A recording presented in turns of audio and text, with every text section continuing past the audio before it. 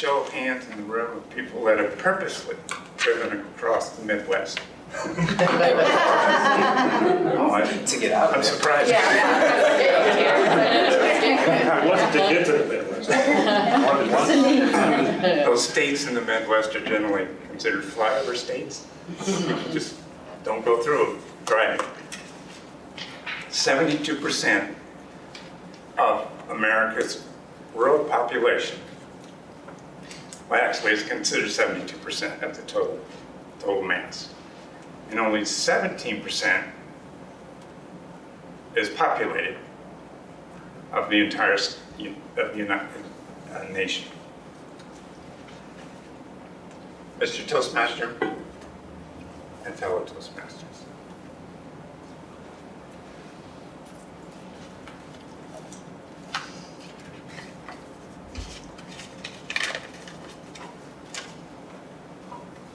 as you drive across I-80, which is in the Midwest, going from the west to the east, during like June or July, you see a massive amount of green on both sides. And you look at all those corn rows, and you look at all those beans, and you wonder, how do they get those rows so straight? Because there's a lot of green out there. It just makes you want to do a rerun of Green Acres. There's just so much green, and you see life is grand because there's so much food out here. This is great.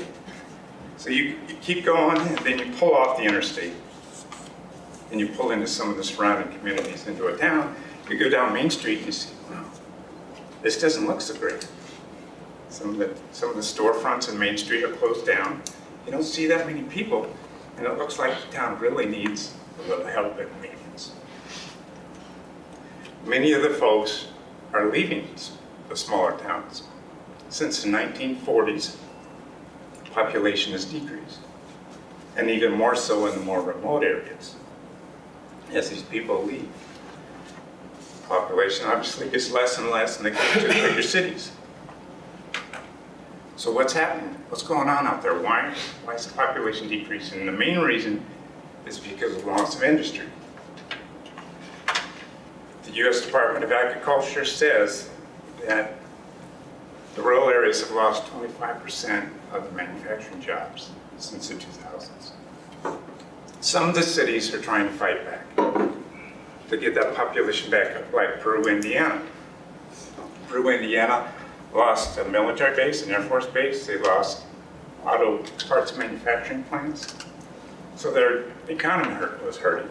So the mayor of that town, what he's trying to do is get the people in. Get the people in, the industry will follow. So he's trying to encourage people to move to his city because of the small town living, the security, the safety, the sense of community, and the lower cost of living. And once he gets them into the town, he figures that it's worth the longer commute to maybe Chicago or Indianapolis to some of the surrounding communities. And he says, so far that's working, so that helps. And then you have O'Neill, Nebraska. The O'Neill, Nebraska, corn is king. The new bumper crop is wind turbines. Wind turbines are all over the place in Nebraska and also in Iowa now. But the farmers said they don't mind the change in the landscape because there's nothing to look at out there anyway. That's what they're saying. So they can still till around the windmills. The cows don't seem to mind. They line up in that slender space there of shade that the 300-foot tower provides. And the farmers get paid $10,000 for each turbine a year. And it provides employment to maintain these turbines. And then you have Wallburg, Colorado. They suffer because of they had a big hit in the steel industry. So their economy was hurt. And they're bouncing back because of marijuana. They boast that they're one of the biggest outdoor fields of marijuana in the country, with 21,000 plants and growing. So business is booming for them. So they're bouncing back. Then you have Stone Lake, Iowa. in early 80s, Storm Lake lost a big employer, a meatpacking plant. And many of those employees, there were 500 total. They were making $30,000 a year, which is big in Storm Lake, Iowa, and that's usually a middle income. And that provides a lot of the economy for the city. When that dried up, obviously Storm Lake was hurting. So then like 2 or 3 years later, Iowa Beef Producers comes in and they fire that plant back up again. And they cut the wages in half to like $6 or $7 an hour and increase production. And only 30 of the 500 people returned.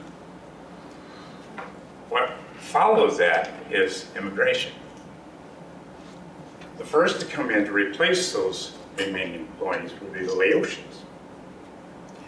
And followed by the Laotians were waves of Hispanics, Mennonites from Mexico. There were Africans, Micronesians. It just came in waves to provide that extra employment. And whenever that increases, the population increases, the number of children increase. So the classrooms were packed with children that spoke 30 different languages. So the school system is trying to adapt to that. And now they're weaving through the education system English as a second language. So this received a lot of attention, and National Geographic came through and did a show on it with Kate Curry. I still have yet to see that. It's quite a change. But what the deal is with the town, I think comes down to the individual. If you embrace the change, you can impact the community in a positive way.